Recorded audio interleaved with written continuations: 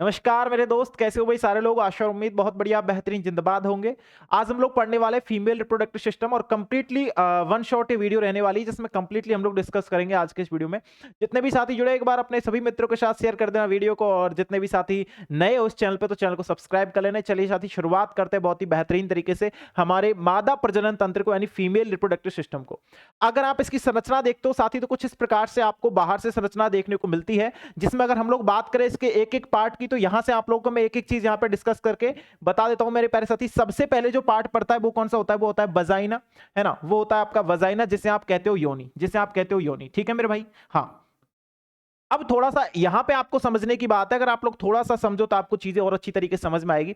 जैसे कि सबसे पहले इसकी जो लेयर होती है प्यारे बच्चों, सबसे पहले इसकी जो लेयर होती है अगर मैं आपको बताऊं तो यहां पे याद रखना, यह वाली लेयर जो होती है, यह वाली जो बाहरी लेयर होती है इसे कहते हैं आपका पेरीमेट्रियम। और इसके अंदर की जो लेयर होती है प्यारे साथी, इसके अंदर वाली जो लेयर होती है इसे कहते हैं मायोमेट्रियम। और सबसे अंदर की जो लेयर होती है वो होती है आपकी एंडोमेट्रियम। जो एंडोमेट्रियम वाली लेयर है, जो एंडोमेट्रियम वाली लेयर है, इसी से जो आप देखते हो काफी बार कि भाई पीरियड्स वगैरह आते हैं वो इसी लेयर के टूटने से आते हैं भैया। ठीक है, हाँ, क्योंकि ये वाली जो लेयर है ये टूट करके ब्लड के रूप में बाहर निकल जाती है। ठीक है मेरे भाई, ये क्या करती है, टूट करके ब्लड के रूप में बाहर निकल जाती है दोस्त, है ना।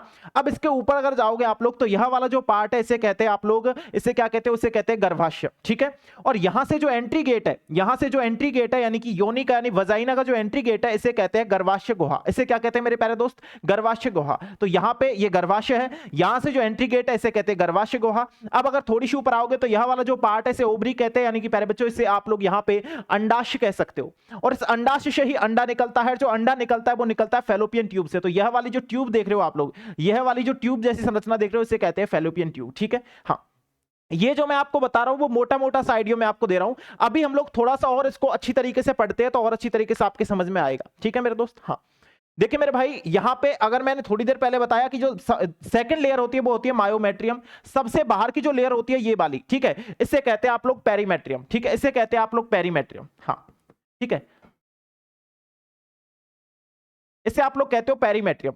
इसके अंदर की जो लेयर होती है ये वाली, यही लेयर होती है जिससे टूटने से काफी बार ये टूट करके जो है आपके पीरियड्स के रूप में बाहर निकलती है। अगर आपने देखा हो तो इसे कहते हैं आप लोग एंडोमेट्रियम। क्या कहते हो प्यारे बच्चों, इसे कहते हैं आप लोग एंडोमेट्रियम। ठीक है, यहां पे मैंने बताया यह वाला जो हिस्सा है, यह वाला जो एंट्री गेट है, इसे आप क्या कहते हैं, इसे आप क्या कह सकते हो, इसे आप लोग कहते हो गर्भाशय गुहा। हिंदी में आप लोग कह सकते हो गर्भाशय गुहा। ठीक है, हाँ,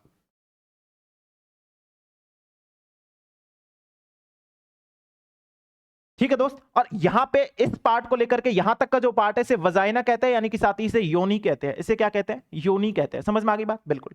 थोड़ी सी आगे अगर आप जाओगे तो यह वाला जो हिस्सा है इसे क्या कह सकते हो आप लोग, इसे कह सकते हो आप गर्भाशय। और गर्भाशय को ऊपर वाला जो हिस्सा होता है, यह वाला जो हिस्सा देख रहे हो आप, इसे कहते हैं फंडस। ठीक है, हाँ, हाँ, ठीक है। तो गर्भाशय का ऊपर वाला जो हिस्सा आप लोग देख रहे हो,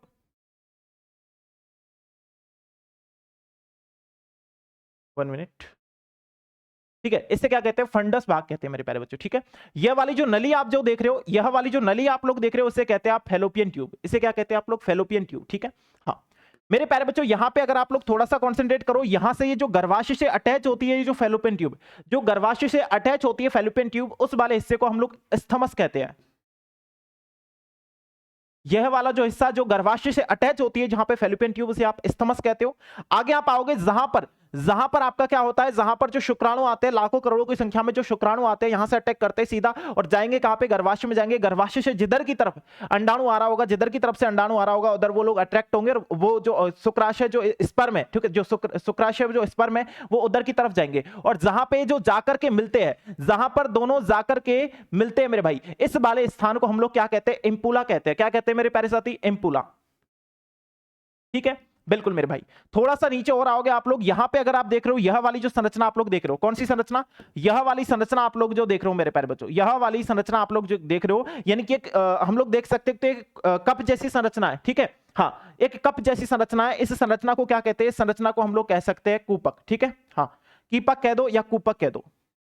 हाँ, ठीक, कीपक कह दो या कूपक कह दो। अब थोड़ा सा यह वाले हिस्से के बारे में बात करूं मैं आपसे, तो इसे कहते हैं अंडाशय से। इस अंडाशय से ही आपका क्या निकलता है भैया, इस अंडाशय से ही आपका यहाँ पे, इस अंडाशय से ही आपका क्या निकलता है, अंडा निकलता है। और वो अंडा यहाँ पे निषेचित हो जाता है, अपनी भाषा में बोलूं तो अंडा पक जाता है। और उसे पकाने वाला कौन होता है, शुक्राणु होता है, स्पर्म होता है। और जैसे ही अंडा पकता है, तो अंडा पका तो यहाँ पे सर जी है ना, अंडा पकेगा, लेकिन इसकी दीवार की साइड में से जा जाकर कहां पे चला जाएगा आपके भैया, यहाँ पे गर्भाशय में चला जाएगा। और गर्भाशय में जब चला जाएगा, तो गर्भाशय में जाने के बाद प्यारे साथी वो 9 महीने तक वहीं पे क्या होता है, वहीं पे आपका यहाँ पे ये जो यहाँ पे अंडा पहुंचा है, यही जाके बच्चे में तब्दील होता है। ठीक है, हाँ, आगे चल की क्रिया क्या होती है वो आप लोगों को पता है। फिलहाल में अगर मैं बात करूं, इसे आप लोग फिब्री भी कह सकते हो, इसे आप लोग फिब्री भी कह सकते हो इंग्लिश में अगर बोले तो। ठीक है, बिल्कुल। तो ये वाली बात आपने जो पार्ट है मेनली जो आपको यहाँ पे समझाने थे, वो पार्ट मैंने समझाए।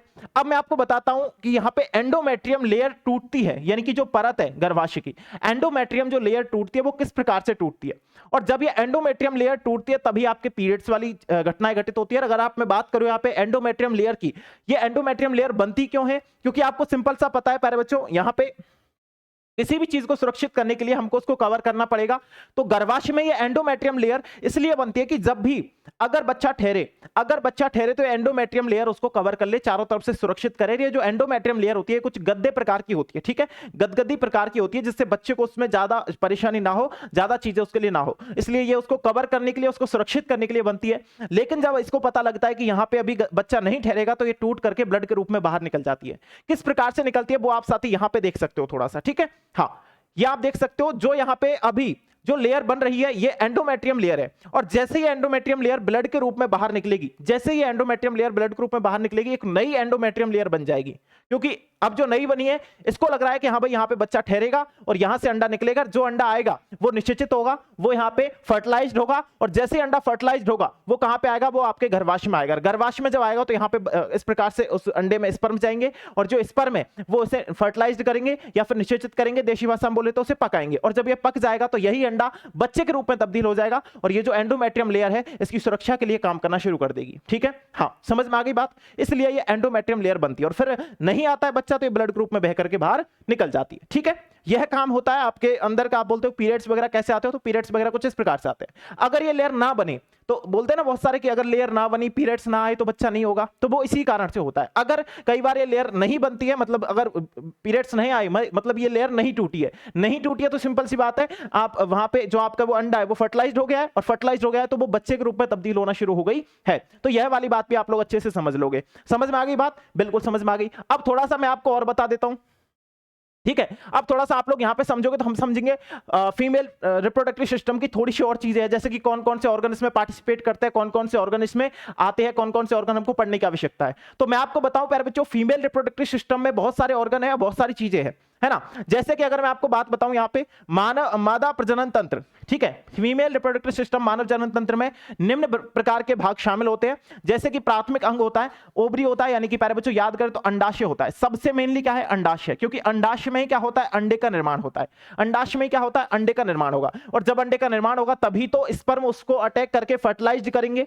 अब ऐसा नहीं है कि एक स्पर्म आएगा, उसकी तरफ लाखों करोड़ों की संख्या में स्पर्म आते हैं, और बहुत स्पीड के साथ में स्पर्म आते हैं। और जैसे ही स्पर्म आए, है ना, जैसे ही स्पर्म इस अंडे की तरफ आएंगे, जो अंडाशय से निकलेगा, उस अंडे की तरफ जैसे ही स्पर्म आएंगे, तो सिंपल सी बात है, उसे फर्टिलाइज्ड कर देंगे फिर। ठीक है, अब इसमें मेन चीज ये है, अब आपको मैं बताऊं थोड़ा सा कि इसके साथ और कौन कौन से ऑर्गन इसमें शामिल है, और कौन कौन से अंग इसमें शामिल है, और कौन कौन सी चीजें इसमें आती है। तो याद रखना, सहायक जनन अंग भी है, जैसे कि अंडवाहिनियां है, गर्भाशय है, योनि है, वाह्य जननांग है। ठीक है, सहायक जनन ग्रंथियां है, आपको यहाँ पे वार्थलीन एक ग्रंथि होती है। यहाँ पे एक ग्रंथि आपकी स्तन ग्रंथि भी पाई जाती है, जो आपके जो है प्रेग्नेंट हो जाने के बाद जो है बच्चे को दूध पिलाने के काम आती है। वो चीजें है, उसमें बहुत सारे हार्मोन्स होते हैं। अब ये चीजें भी काफी हमारी हार्मोन से ही कंट्रोल होती है, और जितनी भी चीजें हो रही है वो सारी किससे होती है प्यारे बच्चों, वो हार्मोन्स से ही होती है। अब मैं आपको थोड़ा सा यहाँ पे बताऊं, जैसे कि मेनली पार्ट है आपका अंडा जो है अंडाशय, ओवरी। ठीक है, इसके बारे में कर लेते हैं थोड़ी सी बात मेरे भाई, इसके बारे में कर लेते हैं थोड़ी सी बात।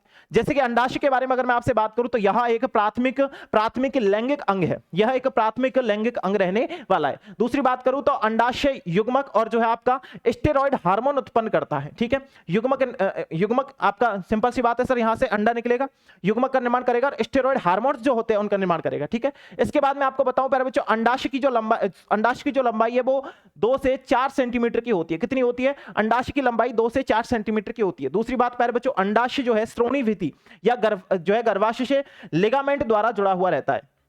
आपको पता है कि हमारा यहाँ पे जो कमर का नीचे वाला हिस्सा है उसे कौन सा भाग कहते हैं? श्रोणि भाग कहते हैं। कमर से नीचे वाले हिस्से को क्या कहते हैं? श्रोणि भाग कहते हैं। तो वो श्रोणि भित्ति से तथा गर्भाशय से लिगामेंट द्वारा जुड़ा हुआ रहता है। और आपको पता है कि लिगामेंट कहां पे यूज होता है ना? अब वो चीज आप कमेंट बॉक्स में लिख के बता देना कि लिगामेंट आपके वोन को वोन से जोड़ेगा, वोन को मसल से जोड़ेगा, या फिर वोन को कार्टिलेज से जोड़ेगा। वो आप लोग कमेंट बॉक्स में लिख के मेरे को बताना, ठीक है? हाँ, अब यहाँ पे मैं बात करता हूं प्यारे बच्चों, प्रत्येक अंडाशय की पतली उपकला एपिथीलियम, ठीक है, एपिथीलियम से ढका हुआ रहता है। और एपिथीलियम ऊतक कहां पे काम आएगा वो मैंने आपको बता रखा है पहले से, ठीक है? हाँ, जो कि अंडाशय पिठिका, ठीक है, जिसे आप लोग ओवेरियन स्ट्रोमा भी कहते हैं, से जुड़ा हुआ रहता है। और यहां पे बात करते हैं, यह पिठिका दो क्षेत्रों में, जैसे कि एक परिधीय वल्क, जिसे आप लोग यहाँ पे पेरिफेरल कॉर्टेक्स कहते हैं, और दूसरा आप यहाँ पे से मेडुला कहते हैं। वो चीजें मैं आपको बता चुका हूं, ठीक है? जिसे आप लोग मेडुला कहते हैं, में विभक्त होता है, ठीक है? दो परतों में विभक्त होता है। वो चीज यहाँ पे कॉर्टेक्स, एक होती है कॉर्टेक्स, एक होती है मेडुला, ठीक है? कॉर्टेक्स और मेडुला दो प्रकार की यहाँ पे भित्तियों में ये जो है विभाजित रहता है। अब इसके अलावा इसमें जो आती है प्यारे बच्चों,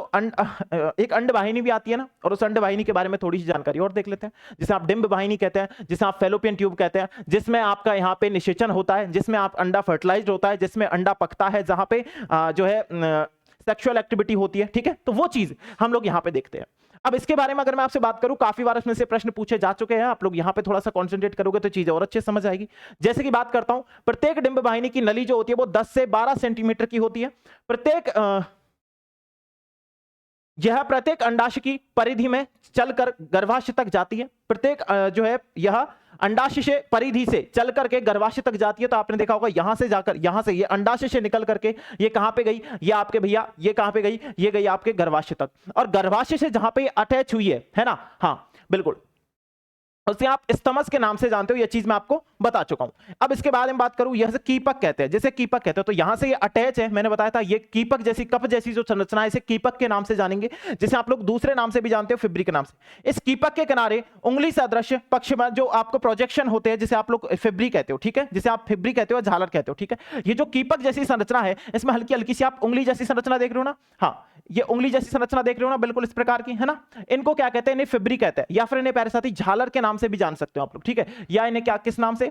झालर के नाम से भी आप लोग इसे जान सकते हो, ठीक है मेरे भाई? या फिर आप इसे फिब्री कह सकते हो, ठीक है लाला? हाँ, या फिर आप इसे फिब्री कह सकते हो, ठीक है? आगे आ जाओगे। अगर मैं आपको बताऊं यहाँ पे चीजें मैंने जो बताई आपके फीमेल रिप्रोडक्टिव सिस्टम के बारे में, बहुत ही शॉर्ट वीडियो में, बहुत ही छोटी वीडियो में मैंने आपकी कंप्लीटली जानकारी इसमें देने का प्रयास किया है। बाकी मेरे हिसाब से जितने भी दोस्त मेरे हैं, वो उन सभी को ये वीडियो समझ में आ गया होगा। समझ में आ गया हो तो वीडियो को लाइक शेयर सब्सक्राइब कर देना। और बहुत ही कम समय में मैंने सारी चीजें आपको बताने का प्रयास किया है। जितने भी साथी जुड़े हैं, वीडियो अच्छा लगा हो तो लाइक शेयर सब्सक्राइब कर देना। बाकी मिलता हूं आप सभी से एक और नेक्स्ट वीडियो के साथ में। Thank you so much. जय हिंद, जय भारत प्यारे बच्चा।